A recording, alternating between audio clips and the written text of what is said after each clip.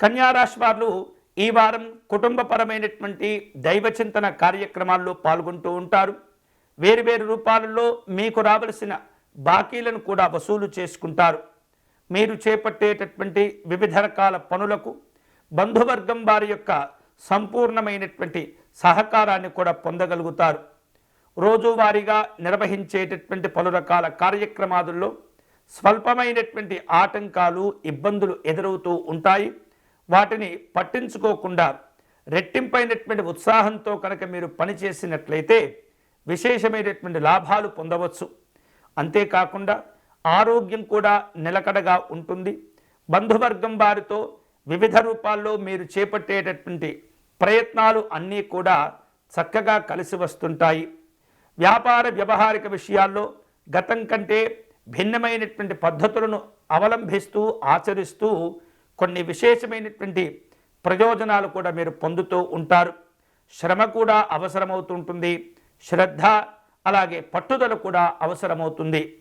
వివిధ రూపాల్లో వ్యాపార కార్యక్రమాలు నిర్వహించే సందర్భంలో భాగస్వాములతో కొన్ని రకాల విభేదాలు ఎదురయ్యేటటువంటి పరిస్థితి ఉంది.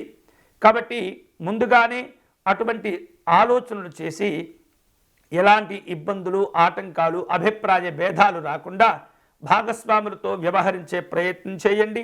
బంధువర్గం వారితో ఆప్యాయంగా వ్యవహరిస్తూ అనుకున్నటువంటి సహాయ సహకారాలు కూడా మీరు ఈ వారం పొందగలుగుతారు. విభిన్నమైనటువంటి వ్యక్తులతో పరిచయాలు పెంచుకునే ప్రయత్నాలు చేస్తుంటారు. మీరు ఈ వారం చేయబోయేటటువంటి ప్రయాణాలు అన్నీ కూడా కలిసి వస్తాయి.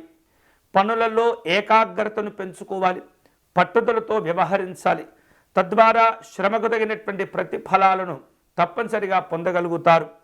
వివిధ రూపాల్లో మీకు రావలసినటువంటి బాకీలను వసూలు చేసుకుంటారు. అనవసరమైనటువంటి కార్యక్రమాలకు, అనవసరమైనటువంటి వివాదాలకు దూరంగా ఉండేటటువంటి ప్రయత్నం చేయండి.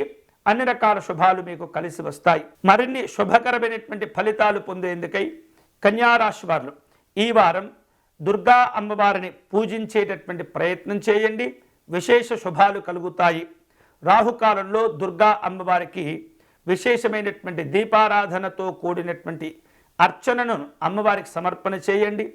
దుర్గా కవచమును పారాయణం చేయండి. లేదా దుర్గా సప్తశ్లోకి అనేటటువంటి పారాయణం చాలా చాలా చక్కగా మీకు మేలు చేస్తుంది, ఉపయోగపడుతుంది కూడా.